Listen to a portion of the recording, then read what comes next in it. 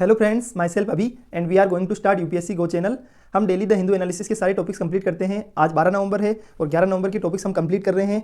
मेरे यहाँ आपको सबसे सारे टॉपिक बहुत इजी और सिंपल लगने वाले हैं और आपको बहुत मजा आने वाला है। उसका रीज़न क्या है? रीज़न ये है कि आपको सारे नोट्स हैंड रिटन नोट्स मिलेंगे, वो भी simple easy language and in detail form. आपको सारी चीज़ें बहुत अच्छे से समझ में आने वाली है। और उसके साथ में आपको सबसे अच्छा क्या लगेगा, आपको जो टाइम अगर यूट्यूब पे आप कोई भी वीडियो देखोगे इसी टाइप की, तो उसमें अगर 60 मिनट लग रहे हैं तो यहाँ 30 मिनट्स ही लगेंगे। 50% टाइम आपका रिड्यूस हो जाएगा with be self explanatory notes के साथ में, वो भी डिटेल फॉर्म में।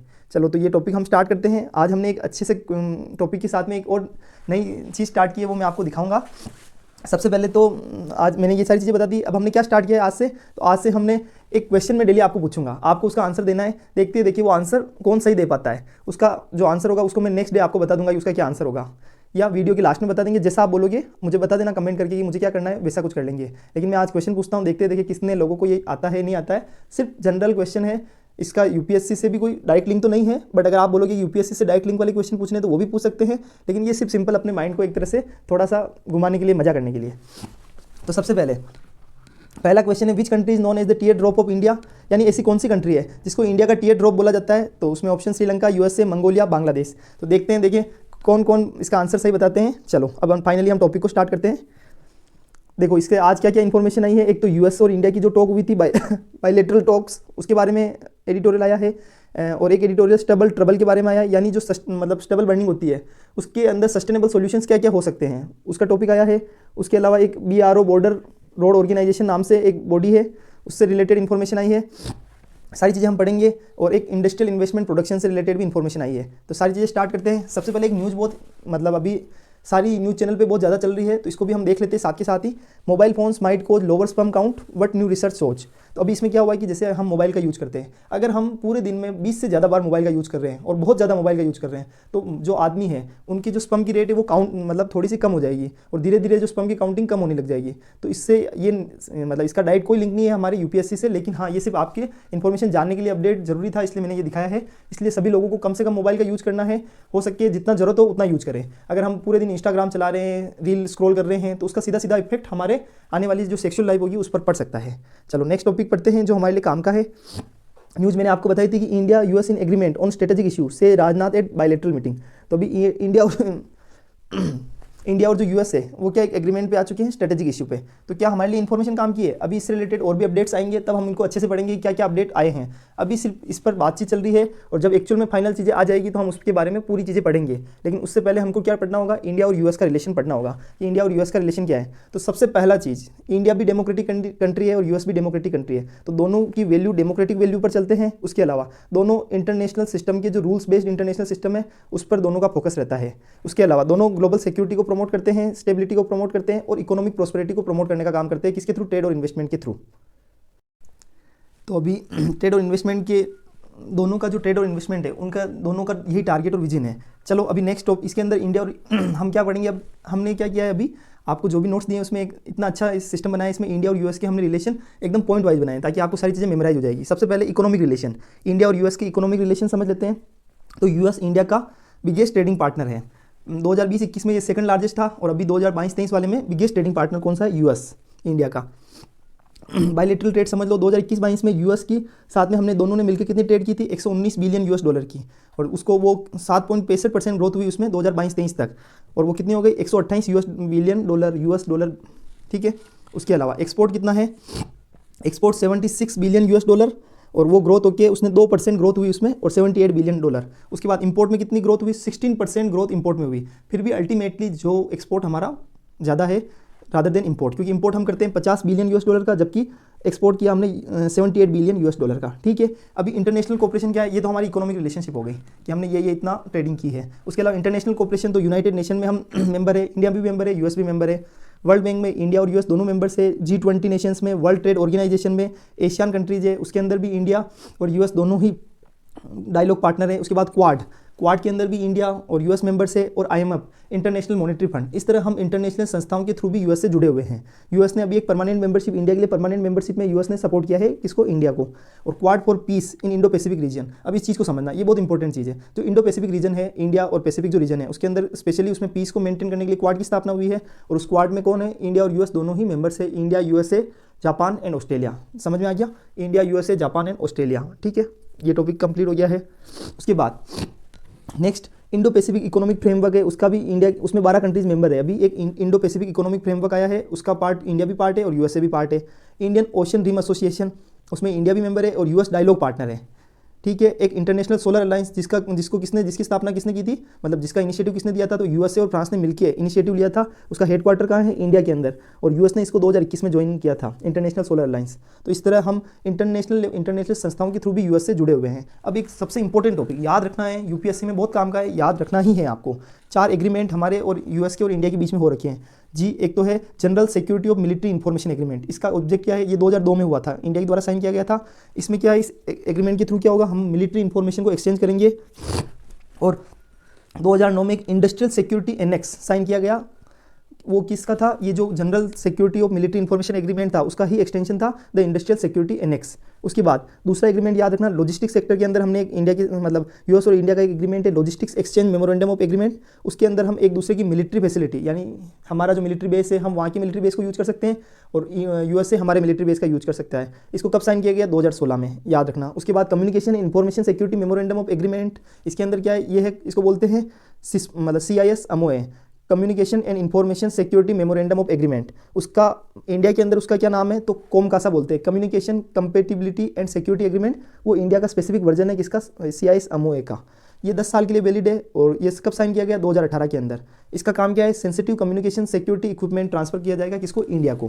तो ये याद रखना है, याद रखना communication information security memorandum of agreement 2018 के अंदर साइन किया गया था, 10 साल के लिए वैलिड है।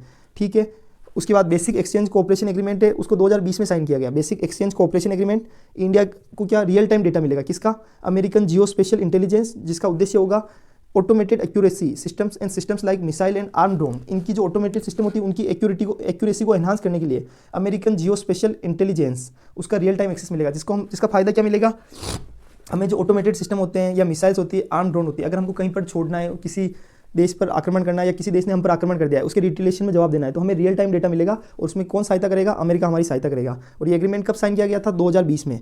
सारी चीज़ें याद रखनी है, बहुत अच्छी चीज़ें हैं, समझते जाओ, आगे बढ़ते जाओ। अभी डिफेंस में इंडिया का कोऑपरेशन क्या है, तो डिफेंस के अंदर डिफेंस पॉलिसी ग्रुप बना रखा है, एक मिलिट्री कोऑपरेशन ग्रुप भी बना हुआ है। उसके अलावा counter terrorism and security, terror के खिलाफ हमने 2021 में इंडिया और यूएस ने कंप्रेहेंसिव ग्लोबल स्ट्रेटेजिक पार्टनरशिप को साइन किया गया है, जिसके अंदर लॉ, इंफॉर्मेशन शेयरिंग, इन सब सेक्टर्स में इंडिया और यूएस मिलकर काम करेंगे, काउंटर टेररिज्म एंड सिक्योरिटी के सेक्टर में। उसके बाद साइबर सिक्योरिटी में इंडिया ने क्या किया है, तो इंडिया यूएस ने 2016 में एक साइबर फ्रेमवर्क को साइन किया है। उसका ऑब्जेक्ट क्या होगा, और उसके अंदर एक इंडिया यूएस सिक्योरिटी मतलब साइबर सिक्योरिटी डायलॉग भी होगा और India US joint working group on ICT। इसके अंदर क्या होगा, जो इंटरनेशनल लेवल पर जो क्राइम्स होते हैं, जो साइबर सिक्योरिटी होती है, साइबर क्राइम्स होते हैं, उनको कंट्रोल करना और उससे रिलेटेड रेगुलेशंस बनाना, उससे रिलेटेड एक दूसरे को डेटा ट्रांसफर, इसमें शामिल है। उसके अलावा एनर्जी एंड क्लाइमेट चेंज 2018 के अंदर ही आया था, एक एनर्जी एंड क्लाइमेट चेंज है। उसके अंदर इंडिया ने क्या किया है, 2018 के अंदर हमने एक बायलैटरल स्ट्रेटेजिक एनर्जी पार्टनरशिप के ऊपर साइन किया है 2018 के अंदर। और उसके बाद कल्चरल कोऑपरेशन, इंडिया और यूएसए के अंदर कल्चरल कोऑपरेशन भी, कैसे इंडिया की जो मतलब हमारे जो इंडिया के लोग हैं वो कहाँ रहते हैं, यूएसए के अंदर, और यूएसए के भी लोग इंडिया के अंदर रहते हैं, तो एक दूसरे की कल्चरल शेयरिंग भी यूएसए के अंदर इंडिया के लोगों के द्वारा की जा रही है। इस तरह इंडिया और यूएस में अलग अलग सेक्टर्स में अलग अलग टाइप की रिलेशनशिप बनी हुई है। तो हमने कल्चरल कोऑपरेशन देखा, एनर्जी एंड क्लाइमेट चेंज को देखा, साइबर सिक्योरिटी कोऑपरेशन को देखा, काउंटर टेररिज्म को देखा, डिफेंस कोऑपरेशन। उसके अलावा चारों एग्रीमेंट का याद रखना, बेसिक एक्सचेंज कोऑपरेशन एग्रीमेंट, उसके अलावा communication information security memorandum agreement, logistics exchange memorandum of agreement and general security of military information agreement. इनके सन भी याद रखने हैं आपको, क्यों याद रखने हैं इनके ईयर्स याद करने का रीजन ये कि यूपीएससी कैन आस्क एनीथिंग। अभी इंडिया और यूएस बहुत ज़्यादा चल रहा है, तो हमको ध्यान रखना होगा कि अभी इंडिया एंड यूएसए से रिलेटेड कोई क्वेश्चन ना आ जाए, बस इतना सा ध्यान रखना है। नेक्स्ट टॉपिक समझो, एक बॉर्डर रोड ऑर्गेनाइजेशन, जो मैंने आपको पहले आर्टिकल दिखाया था उसके अंदर लिखा है border road organisation says Amarnath road project will help pilgrim movement. तो क्या ये जो न्यूज़ दे रखी है क्या हमारे लिए काम की है, तो नहीं, ये न्यूज़ हमारे लिए काम की नहीं है। न्यूज़ तो हमारे लिए काम की नहीं है, बट उसके अंदर जो रिलेटेड यूपीएससी से रिलेटेड जो भी डेटा है या ऑल कम्पिटिटिव एग्जाम से रिलेटेड डेटा है उसको हमको पढ़ना है। तो अभी क्या BRO, तो BRO का मतलब होता है बॉर्डर रोड ऑर्गेनाइजेशन। तो BRO की स्थापना कब हुई थी, 1960 के अंदर। किसके द्वारा की गई, पंडित जवाहरलाल नेहरू जो हमारे प्राइम मिनिस्टर थे उस टाइम के, उनके द्वारा फॉर कोऑर्डिनेटिंग। और इसका काम क्या है, तो नॉर्थ जो इंडिया के अंदर जो नॉर्थ कंट्रीज़ है, मतलब सॉरी नॉर्थ स्टेट्स है या नॉर्थ ईस्टर्न जो स्टेट्स है, उनके बॉर्डर एरिया के अंदर जो बॉर्डर रीजन है उनके अंदर रोड का नेटवर्क एस्टेब्लिश करना, इंफ्रास्ट्रक्चर को रेडी करना, ये काम किसका है, बॉर्डर रोड ऑर्गेनाइजेशन का। याद रखना, नॉर्थ इंडिया जो नॉर्थ ईस्टर्न इंडिया है उसके अंदर रोड्स के नेटवर्क को डेवलप करना और उसको क्या नाम है, डेवलप करना और इंफ्रास्ट्रक्चर को रेडी करना किसका काम है? बॉर्डर रोड ऑर्गेनाइजेशन का। ये कौन सी मिनिस्ट्री के अंदर आता है? तो मिनिस्ट्री ऑफ डिफेंस। कोऑर्डिनेशन इसका काम क्या है? तो कंस्ट्रक्शन करना, डेवलपमेंट करना, बिल्डिंग प्रोजेक्ट बनाना और डिफेंस का वर्क करना। कहाँ पर? बॉर्डर्स एरिया के अंदर, जो भी नॉर्थ ईस्टर्न स्टेट्स और नॉर्थ स्टेट्स के अंदर, उसके अलावा जो नॉर्थ इंडिया वाले स्टेट्स के अंदर है। अब एक होता है जो बॉर्डर रोड ऑर्गेनाइजेशन है, ये डिफरेंट है किससे? डिपार्टमेंट ऑफ, याद रखना, डिपार्टमेंट ऑफ बॉर्डर मैनेजमेंट, ये दोनों ही अलग है। जो डिपार्टमेंट ऑफ बॉर्डर मैनेजमेंट है वो क्या है? मिनिस्ट्री ऑफ होम अफेयर्स के अंदर आता है, लेकिन जो बॉर्डर रोड ऑर्गेनाइजेशन है वो मिनिस्ट्री ऑफ डिफेंस के अंदर आता है। दोनों चीज़ों को ध्यान रखना, दोनों में कंफ्यूजन हो सकती है, यूपीएससी किसी का भी क्वेश्चन पूछ सकता है, ऑलरेडी इससे रिलेटेड क्वेश्चन आ चुके हैं ऐसा। अभी एक न्यूज़ और क्या है? अमरनाथ केव। तो अमरनाथ केव को भी समझ लो, one of the holiest shrine in Hinduism. Hinduism जो हमारा हिंदुइज्म कल्चर है उसके अंदर ये होलीएस्ट यानी सबसे पवित्र तीर्थ है अमरनाथ केव। ये कहाँ पर है? तो 3888 मीटर एल्टीट्यूड की ऊंचाई पर ये है और 141 किलोमीटर दूर है। कहाँ से? श्रीनगर से। इन जम्मू एंड कश्मीर के अंदर श्रीनगर है, वहाँ से 141 किलोमीटर दूर है। वहाँ पर एक शिवलिंग की स्थापना होती है अमरनाथ के अंदर। सभी जानते हैं शिवलिंग की स्थापना में क्या होता है, जो हम ज्योग्राफी में बोलते हैं स्टेलमाइट, उसको is form due to freezing of. वहाँ पर क्या होता है? पानी धीरे धीरे जम जाता है, पानी की जो ड्रॉप्स पड़ती जाती है वो धीरे धीरे जम जाती है और वो कहाँ से गिरती है? जो केव की छत होती है वहाँ से गिरती जाती है और धीरे धीरे नीचे की साइड में एक बर्फ़ का जो मतलब पानी धीरे धीरे जमता जाता है, वो भी वर्टिकल फॉर्म में। उसको हमारे हिंदुइज्म कल्चर को शिवलिंग बोला जाता है, लेकिन ज्योग्राफी की लैंग्वेज में मैंने आपको समझा दिया है। एज पर हिंदू बिलीव्स, तो हिंदू बिलीव्स के हिसाब से जो शिव भगवान ने अपनी क्या किया, जो शिव जी है उन्होंने पार्वती माता को, जो उनकी पत्नी है, उनको क्या समझाया? उन्होंने एक सीक्रेट ऑफ लाइफ की जो जीवन के रहस्य है उनको और उनकी जो डिवाइन है उसको समझाया वहाँ पर उस गुफा के अंदर, उस केव के अंदर। तो ऐसा मानना है, सिर्फ मैं आपको सिर्फ जनरल इन्फॉर्मेशन दे रहा हूँ कि ऐसा मानना है कि वहाँ पर 2 कबूतर ने भी इस कहानी को सुन लिया था, तो वो अमर है और वो वहीं रहते हैं ऐसा। अब और सुनो, अमरनाथ यात्रा को या तो मतलब आप पैदल चल के किया जा सकती है या फिर जो खच्चर होते हैं उनके द्वारा की जा सकती है। वो पहलगाम से 46 किलोमीटर दूर है और बालटाल से 16 किलोमीटर दूर है। अब एक ये समझ में आ गया, अमरनाथ की यात्रा पढ़ ली, साथ ही साथ में बॉर्डर रोड ऑर्गेनाइजेशन भी पढ़ लिया जो कि मिनिस्ट्री ऑफ डिफेंस के अंदर आता है। अब एक चीज़ और समझो, सितंबर का जो इंडस्ट्रियल इन्वेस्टमेंट जो मतलब इंडेक्स ऑफ इंडस्ट्रियल प्रोडक्शन है वो आ चुका है, वो 5.8% से गिर गया है। तो इतना एक्सपेक्ट नहीं था, डाउन होने का कोई एक्सपेक्टेशन नहीं था, फिर भी गिर गया है। तो हमारे लिए काम की क्या न्यूज़ है वो मैं आपको समझा रहा हूँ, एक दिखाता हूँ आपको। इंडेक्स ऑफ इंडस्ट्रियल प्रोडक्शन, तो सबसे पहले उसको समझने से पहले हमको कोर सेक्टर्स को समझना होगा। हमारे यहाँ पर 8 कोर इंडस्ट्रीज है, एक तो रिफाइनरी सेक्टर, फिर electricity, steel industry, coal sector, crude oil, natural gas, cement और फर्टिलाइजर। रिफाइनरी का मतलब कितना? 28% है रिफाइनरी का स्टेक। इलेक्ट्रिसिटी का स्टेक है 19%, स्टील का है 17%, कोल का है 10%, क्रूड ऑयल का है 8%, नेचुरल गैस का है 6%, मतलब 7% हो गया है। सीमेंट का है 5.37% और फर्टिलाइजर्स का है 2.63%। तो आप सोचिए जो 8 कोर इंडस्ट्री, नाम याद होने चाहिए, रिफाइनरी, उसके बाद इलेक्ट्रिसिटी, उसके बाद स्टील, फिर कोल सेक्टर, फिर crude oil sector, natural gas sector, cement sector, fertiliser sector. 8 industry के नाम वापस बोल रहा हूँ, refinery, electricity, steel, coal, crude oil, natural gas, cement और फर्टिलाइजर्स। ठीक है, उसके अलावा इन 8 कोर इंडस्ट्रीज़ का जो डेटा होता है उसके वेटेज का यूज करके क्या निकाला जाता है? Index of industrial production. ये इंडिकेटर मेजर करता है कि जो इंडस्ट्रियल प्रोडक्ट है उनके प्रोडक्शन की जो मात्रा है उसमें कितना चेंज हुआ है एक पर्टिकुलर टाइम के अंदर, उनके इंडस्ट्रियल जो प्रोडक्ट होते हैं उनके प्रोडक्शन में कितना चेंज हुआ है। ये कौन सा मेजर बताता है? IIP। इसके अंदर क्या किया जाता है? 8 कोर सेक्टर्स को ज़्यादा वेटेज दिया जाता है। इसको कौन पब्लिश करता है? तो सेंट्रल स्टैटिस्टिकल ऑर्गेनाइजेशन। और मिनिस्ट्री कौन सी है? Ministry of statistics and programme implementation. ठीक है, याद रखना, ministry of statistics and programme implementation और सेंट्रल स्टैटिस्टिकल ऑर्गेनाइजेशन CSO के द्वारा पब्लिक किया जाता है। CSO की मिनिस्ट्री क्या है? Ministry of statistics and programme implementation. इसका मंथली पब्लिकेशन किया जाता है, ये भी याद रखना है। और इस डेटा का यूज कौन करता है? RBI और मिनिस्ट्री ऑफ फाइनेंस के द्वारा इसको यूज किया जाता है और जनरल पब्लिक के भी इस डेटा को यूज करके इन्फॉर्मेशन के बारे में जान सकती है। उसके अलावा IIP remain extremely relevant for calculation of, हम क्वार्टरली और जो एडवांस GDP की कैलकुलेशन करते हैं उसके अंदर भी IIP का रोल रहता है। तो अगर क्वेश्चन आता है तो आपको ध्यान रखना है मंथली पब्लिकेशन पब्लिश कौन करता है? CSO, central statistical organisation. Ministry कौन सी है? तो ministry of statistics and programme implementation. RBI के द्वारा इसको यूज किया जाता है और इसके अंदर 8 कोर सेक्टर्स को वेटेज दिया गया है। 8 कोर सेक्टर्स के नाम भी हमने देख लिए हैं। ठीक है, अभी एक टॉपिक और अच्छा एडिटोरियल आया है, इसको समझ लो अच्छे से।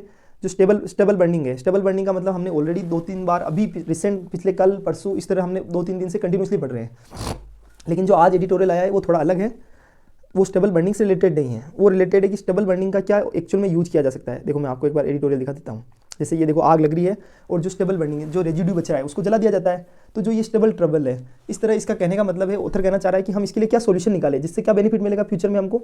जो सस्टेनेबल जो हमने क्रॉप रेजिड्यू को जला दिया है या स्टेबल बर्निंग कर दी है, उसकी जगह हम क्या उसका अच्छा यूज भी कर सकते हैं। बायोगैस में उनका यूज किया जा सकता है, उसका क्लीन एनर्जी में यूज किया जा सकता है। इस तरह बहुत सारी जगह उनका यूज है। तो अभी हम टॉपिक स्टार्ट करते हैं। सबसे पहले transforming crop residue into sustainable solution. तो we focus only on crop cultivation. हमारे किसान क्या करते हैं, फोकस उनका क्रॉप कल्टीवेशन पे रहता है, लेकिन जो उसके बाद में जब क्रॉप कल्टीवेट हो जाती है उसको काट दिया जाता है, उसके बाद उसको बेच दिया जाता है, लेकिन जो नीचे के कुछ रेजिड्यू बचा हुआ है, अवशिष्ट माल बचा हुआ है, उस पर हमारा फोकस नहीं होता है, जबकि हम उससे भी पैसा अर्न कर सकते हैं। लेकिन हमारे यहाँ ऐसा इंफ्रास्ट्रक्चर नहीं बना हुआ है इंडिया के अंदर जिसके कारण उससे इनकम स्टार्ट हो सके, और लोगों में अवेयरनेस की भी कमी है। तो अभी हम उसके बारे में पढ़ेंगे। तो जो स्टेबल बर्निंग होती है, जो क्रॉप रेजिड्यू को जला दिया जाता है, उसके पीछे रीजंस क्या है। तो सबसे पहला रीज़न तो क्या है कि हमारे पास टाइम कब होता है, एक तो राइस हार्वेस्टिंग, जब चावल की हार्वेस्टिंग होती है, और जब गेहूं को बोना होता है, उन दोनों के बीच में टाइम पीरियड बहुत कम होता है। और जबकि हम अगर दूसरे सॉल्यूशंस अपनाएं, उनको जलाए कुछ भी करते हैं या उनको बेचने के लिए अगर कुछ करते हैं, तो उसमें टाइम बहुत जाता है, तो उसके बीच में टाइम कम होता है। तो वो सबसे बेस्ट सॉल्यूशन है, जलाया 1-2 दिन में राख हो जाती है, उसके बाद खेत की हम वो मतलब हिंदी में बोलते हैं हकाई कर दी जाती है खेत की। और उसके बाद खेत को जब हम हकाई करने के बाद उसको मतलब अब इसको इंग्लिश में मैं आपको क्या बोलूँ, खेत को जब वापस उगाया जाता है तो उससे पहले एक बार उसकी खुदाई की जाती है। ठीक है, regions behind crop residue burning, ये समझ में आ गया होगा आपको कि सबसे पहले तो टाइम गैप कम होता है, तो इसलिए वो इसको बर्निंग जलाना सबसे आसान तरीका है। दूसरा, कंबाइंड हार्वेस्टर्स का इंक्रीज यूज, यानी हम क्या करते हैं कि एक साथ में डबल खेती करते हैं, कभी 3-3 खेती करते हैं, तो ऑप्शन नहीं होता है तो हम क्या करते हैं एक पार्ट को जला ही देते हैं ताकि हम दूसरी खेती स्टार्ट कर सके। तीसरा, lake of adequate alternative crop residue management, यानी लोगों के पास अल्टरनेटिव सोर्सेज नहीं है कि हमको जैसे अगर हमारे अर्बन एरिया बहुत दूर है और वहाँ पर अगर पराली को बेचा जाए तो उसका पैसा मिलेगा, तो उसका कॉस्टिंग ज़्यादा आएगी, तो इससे अच्छा वो उसको जला देते हैं और ख़त्म करते हैं इस तरह। तो हमारे पास जो अल्टरनेटिव एडिकेट सोर्सेज है, एडिकेट अल्टरनेटिव जो सोर्सेज होते हैं वो अवेलेबल नहीं है, उसके कारण इसको जला दिया जाता है। और लो न्यूट्रिशन वैल्यू एंड जो मतलब प्रॉफिटेबिलिटी ऑफ राइस स्ट्रो, यानी इसकी जो राइस स्ट्रो होती है, low nutrition value and profitability of rice straw, यानी जो चावल होते हैं उनकी जो राइस स्ट्रो होती है, जो उनका बचा हुआ कचरा है, अवशिष्ट है, उसकी न्यूट्रिशन वैल्यू भी बहुत कम होती है और उसकी प्रॉफिटेबिलिटी भी बहुत कम होती है। तो उसके चक्कर में क्या किया जाता है, उस चीज़ का उस पर ध्यान ही नहीं दिया जाता है। आप समझ रहे हो इस बात को, इसलिए उसको जलाना सबसे बेस्ट ऑप्शन है। उसके अलावा इकोनॉमिक एंड सोशल फैक्टर्स, सबसे कॉस्ट इफेक्टिव, क्योंकि इसका कुछ पैसा लगता नहीं है, एक माचिस की तूली लगती है, उसको जलाया खत्म। तो जिस चीज़ में कॉस्ट लगती है उसके लिए आदमी सोचता है, कॉस्ट लगती नहीं है तो आदमी को सोचने की जरूरत नहीं है। उसके अलावा अवेयरनेस की कमी है, हमको यही नहीं पता कि इसके लिए हम इसका अल्टरनेटिव क्या यूज़ कर सकते हैं। जब नॉलेज ही नहीं है तो जो हमको पता होगा वो काम करेंगे। गलती तब होती है जब कोई आदमी जानबूझ के करता है, उसको अगर जानकारी है फिर भी गलती करता है तो उसको गलती माना जाता है, लेकिन अगर उसको अवेयर ही नहीं है, उसको नॉलेज ही नहीं है, तो उसको गलती नहीं माना जाएगा ऐसा। बट एज ए अगर हम यूपीएससी एस्पिरेंट है तो हमें ध्यान होना चाहिए कि हमें किसानों को कैसे समझाना है, उनको कैसे अवेयर करना है। मैं आपको लास्ट में एक छोटा सा ट्रिक बताऊँगा, आपको उसको देखना, आपको अच्छा लगेगा।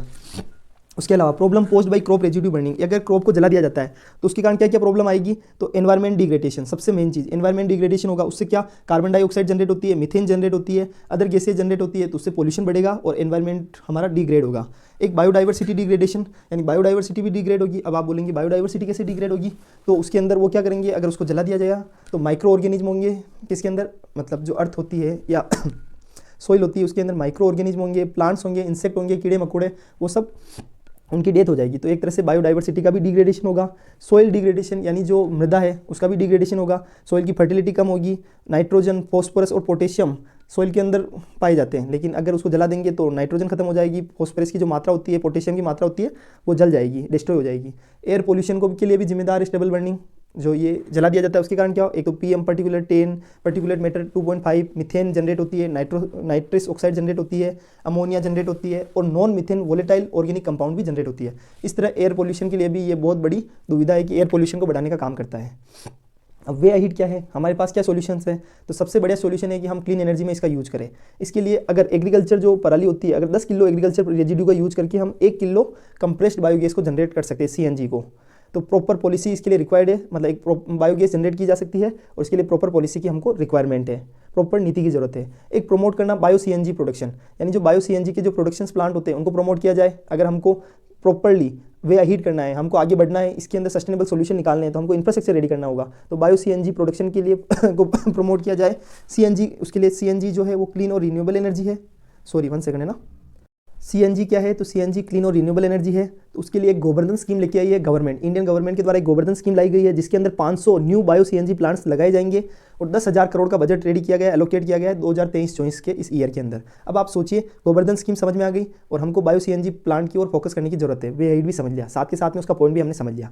एक effective implementation of waste to energy programme, एक वेस्ट टू एनर्जी प्रोग्राम, यानी जो क्रॉप रेजिड्यू है वो एक तरह से वेस्ट है, तो उससे हमें एनर्जी जनरेट करनी होगी, तो उसके लिए एक वेस्ट टू एनर्जी प्रोग्राम लाया गया है। उसके अंदर इसके अंदर क्या होगा, waste to energy project, 90 waste to energy project को डेवलप किया जाएगा, जिसके तहत क्या किया जाएगा, वेस्ट से एनर्जी को जनरेट किया जाएगा। एक biogas plants in rural area. अब आप सोचिए हमको और क्या जरूरत है, तो जो बायोगैस प्लांट्स होते हैं उस रूरल एरिया में डेवलप करने की जरूरत है। उससे क्या होगा, सबसे ज़्यादा पराली और ये भी रूरल एरिया में रहती है, तो उसके पास में रहने से पराली को वहाँ पर प्लांट तक पहुँचाने में भी किसानों की कॉस्टिंग कम आएगी। उसके अलावा उनको एम्प्लॉयमेंट, वहाँ पर रोजगार का भी सृजन होगा, कॉस्ट इफेक्टिव भी होगा और लोग वहाँ पर पहुँचा पाएंगे। अर्बन एरिया में होगा तो वहाँ से पहुँचाना अगर कॉस्टली होगा तो लोग पहुँचाएंगे ही नहीं, इससे अच्छा वो जला ही देंगे। इस तरह biogas plants in rural area में डेवलप करने की जरूरत है। ये तो टॉपिक समझ लिया। अब साथ के साथ एक चीज़ और समझ लो। क्या चीज़ समझनी है आपको कि हमने ये तो समझ लिया कि सस्टेनेबल बर्निंग के सस्टेनेबल सॉल्यूशंस क्या है, लेकिन हमको ये देखना होगा स्टेबल बर्निंग क्या होती है। तो स्टेबल बर्निंग का मतलब मैंने आपको समझा दिया कि पंजाब और हरियाणा वाले रीजन में जो पराली होती है, जो क्रॉप की रेजिड्यू एक्स्ट्रा बचती है, उसको जला दिया जाता है। तो उसके लिए और क्या सॉल्यूशंस हो सकते हैं, अगर उस स्टेबल बर्निंग की जगह उसके लिए एक अल्टरनेट सॉल्यूशन क्या है, तो पूसा डिकम्पोजर बोलते हैं उसको। याद रखना, पूसा डिकम्पोजर का नाम आपको याद होना ही चाहिए। उसके अंदर मैं आपको सिर्फ आप सुनो, क्योंकि ऑलरेडी मैं 2 से 4 बार 5 बार 10 बार पढ़ा चुका हूँ, और जब भी वापस ये स्टेबल बर्निंग का टॉपिक आएगा मैं पढ़ाऊंगा। लेकिन अभी ये टॉपिक हमारे लिए सस्टेनेबल सॉल्यूशन का तरीका पढ़ रहे थे, तो साथ के साथ मैंने सोचा कि आपको ये भी समझा दूं कि उस पूसा डिकम्पोजर क्या होता है। पूसा डिकम्पोजर क्या होता है, कैप्सूल फॉर्म में होता है। उसके अंदर अगर 4 कैप्सूल का यूज करोगे तो उससे क्या होगा, 25 लीटर की एक लिक्विड मिक्सचर बन जाएगा। 4 कैप्सूल को के साथ में आटा मिक्स करना है और उससे 25 लीटर का लिक्विड बन जाएगा। ठीक है, अब वो जो लिक्विड होगा सॉरी, आज मेरे को थोड़ी सी जुकाम हो गया है एक्चुअली, तो उसके लिए मैं आपको सॉरी बोल रहा हूँ। 25 लीटर का जो लिक्विड होता है उसका कहाँ यूज किया जाएगा, उसका यूज किया जाएगा 1 हेक्टेयर ऑफ लैंड को के अंदर जो पराली होगी उसको डिकम्पोज करने में। और ये एनवायरमेंट फ्रेंडली सॉल्यूशन है। हाँ, इसकी कॉस्टिंग थोड़ी सी मतलब ये ज़्यादा कॉस्ट इफेक्टिव भी है, और पूसा डिकम्पोजर के लिए गवर्नमेंट को इनिशिएटिव लेना चाहिए। तो मैंने आपको समझा दिया, कैप्सूल फॉर्म में होता है। 4 कैप्सूल का यूज करके 25 लीटर लिक्विड बना दिया जाता है और 1 हेक्टेयर लैंड के लिए काम किया आता है। तो ये जो स्टेबल बर्निंग है उसको अगर डीकम्पोज करने का बेस्ट सॉल्यूशन है। ये तो हो गया डीकम्पोज करने का। लेकिन हमने आज टॉपिक क्या पढ़ा है, सस्टेनेबल सॉल्यूशन। वेस्ट से एनर्जी जनरेट करनी है, उससे किसान को पैसा मिलेगा। जबकि पूसा डिकम्पोजर में तो पैसा खर्च करना पड़ेगा, क्योंकि डीकम्पोज करना है तो पूसा डिकम्पोजर के अंदर कैप्सूल लानी पड़ेगी, पैसा खर्च करना पड़ेगा। पर यहाँ पैसा खर्च नहीं करना पड़ेगा। इस पराली को आप प्लांट तक पहुँचा दो, उससे CNG बन जाएगी, रिन्यूएबल एनर्जी बन जाएगी, एनर्जी जनरेट हो जाएगी, बायोगैस बन जाएगी, और ऊपर से किसान को पैसा भी मिलेगा पराली बेचने का। तो इस तरह ये सस्टेनेबल सॉल्यूशन है। तो हमने क्या क्या टॉपिक पढ़ लिए हैं, एक तो जो हमारा रेजिड्यू है उसका सस्टेनेबल मतलब सॉल्यूशन पढ़ लिए हैं, साथ के साथ ही इंडेक्स ऑफ इंडस्ट्रियल प्रोडक्शन को भी पढ़ लिया है। 1 सेकंड है ना, इंडेक्स ऑफ इंडस्ट्रियल प्रोडक्शन पढ़ लिया है, कोर सेक्टर्स को समझ लिया है, एंड उसके अलावा और भी टॉपिक्स पढ़े हैं। एक साथ ही एक क्वेरी मतलब एक छोटा सा देख लो, आपके हिसाब से किसको सबसे पहले रास्ता दिया जाना चाहिए अगर आप UPSC एस्पिरेंट हो। एक फायर ब्रिगेड आ रही है एक रोड पे, एक साइड में एम्बुलेंस है, एक साइड में मंत्री जी आ रहे हैं, एक साइड में पुलिस आ रही है। आप चारों चीज़ें देख लो एक बार, तो आपके हिसाब से पहले किसको रास्ता दिया जाना चाहिए, इस पर आप कमेंट करना। देखिए ये सिर्फ जनरल इन्फॉर्मेशन आपको बताइए। अगर आप UPSC एस्पिरेंट हो तो आपका सोचने का तरीका क्या रहेगा, क्योंकि हमको मल्टी डायमेंशनल एस्पेक्ट में सोचना होगा। क्योंकि UPSC में इंटरव्यू में ये क्वेश्चन पूछ सकते हैं कि आप फायर ब्रिगेड को पहले मौका दोगे, एम्बुलेंस को मौका दोगे, पुलिस को मौका दोगे, या मंत्री जी को मौका दोगे। क्योंकि अगर कहीं दंगे हो रहे हैं तो पुलिस का जाना भी जरूरी है, कहीं आग लग रही है तो एम्बुलेंस का जाना भी फायर ब्रिगेड का जाना भी जरूरी है, किसी डेथ होने वाली है तो एम्बुलेंस का जाना भी जरूरी है, और मंत्री जी का वो अगर उनको भी कोई लॉ बनाना है तो उनका जाना भी जरूरी है। तो आपको चारों चीज़ों को समझना होगा। आज मेरी थोड़ी आवाज़ में कुछ दिक्कत हो तो प्लीज़ इसको थोड़ा सा देख लेना। तो हमने सारे टॉपिक्स पढ़ लिए हैं। Core sectors, industrial investment production पढ़ लिया है, उसके अलावा सस्टेनेबल सॉल्यूशन फॉर जो क्रॉप रेजिड्यू को उसको भी समझ लिया है। उसके अलावा और टॉपिक्स क्या पढ़े, अमरनाथ यात्रा, बॉर्डर रोड ऑर्गेनाइजेशन को समझा है, एंड इंडिया US की रिलेशनशिप भी पढ़ ली है। और साथ के साथ ही मोबाइल कम यूज़ करना है, क्योंकि अगर मोबाइल ज़्यादा यूज़ करोगे तो आपकी सेक्सुअल लाइफ में दिक्कत आ सकती है, एक अगर मतलब ह्यूमन बींग्स की, क्योंकि उसके कारण जो उनकी स्पर्म की काउंटिंग होती है वो कम हो जाती है। ये भी हमने जनरल इन्फॉर्मेशन देख ली है, जो कि एक्चुअल में सभी न्यूज़ चैनल पर और सभी जगह चल रही थी, तो इसलिए मुझे आपको बताना जरूरी था। ठीक है, मैंने आपको सारी चीज़ें समझा दी है। और एक क्वेश्चन पूछा था आपको, क्वेश्चन यह था, which countries known as the tear drop of India, Sri Lanka, USA, Mongolia, Bangladesh. आप आंसर दीजिए, देखिए कौन सही आंसर बताता है, हम उसको देखेंगे। अगर जो भी उसका मैं कल आंसर आपको एक्चुअल में बता दूंगा। मुझे तो पता है अभी, बट मैं देख रहा हूँ कि क्या आपको एक्चुअल में इसका आंसर आता है या नहीं आता है। तो ये सिर्फ आपको माइंड को एक तरह से रिफ्रेश करने के लिए मैंने पूछा है। अगर आप मुझे कमेंट करके बोलोगे तो मैं UPSC से रिलेटेड, गवर्नमेंट एग्जाम से रिलेटेड और भी क्वेश्चन पूछूंगा, और हम उससे रिलेटेड क्वेश्चन हम समझने लग जाएंगे। ये टॉपिक सारे कंप्लीट हो गए हैं। अब एक छोटी सी चीज़ और समझो, हम एक नया इनिशिएटिव स्टार्ट करने जा रहे हैं, जिसके अंदर डेली बेसिस पर हम UPSC के 20 क्वेश्चन डेली बेसिस पर पूछेंगे शाम के टाइम पर। उसमें सिर्फ 10 मिनट का लेक्चर होगा, आप कभी भी देख सकते हैं। उसके अंदर हम UPSC के विद आंसर्स यानी क्वेश्चन भी पूछूंगा, साथ के साथ आंसर भी दिखा दूंगा। उससे क्या बेनिफिट मिलेगा, पॉलिटी और जो हिस्ट्री है दोनों के टॉपिक्स पढ़ेंगे, उससे आपकी UPSC की पास्ट ईयर के जितने भी क्वेश्चंस है वो उसी रिवीजन लेक्चर के थ्रू कंप्लीट हो जाएंगे। आपकी भी प्रैक्टिस हो जाएगी कि एक्चुअल में आपकी पोजीशन कहाँ है, आपको पता चल जाएगा कि हम इस पोजीशन पे हमें और मेहनत कितनी करने की जरूरत है। इस तरह हम डेली बेसिस पर लगभग 20 क्वेश्चन कंप्लीट करेंगे और ज़्यादा लेक्चर नहीं होगा, 6-7-8 मिनट का होगा। सिर्फ आपको देखना है, समझना है, आंसर देखना है और उससे क्या बेनिफिट मिलेगा, आपके एक्चुअल में आपको अपनी पोजीशन का पता चल जाएगा। तो इसलिए मैं वो इनिशिएटिव स्टार्ट बहुत जल्दी करने जा रहा हूँ। तो आप इस चैनल से जुड़े रहिए और देखते रहिए और चैनल को शेयर एंड सब्सक्राइब कीजिए। अगर आपको कुछ कमी लगती है तो कमेंट कीजिए, हम उसे इंप्रूव करेंगे। Thank you so much. जय हिंद, जय भारत, भारत माता की जय।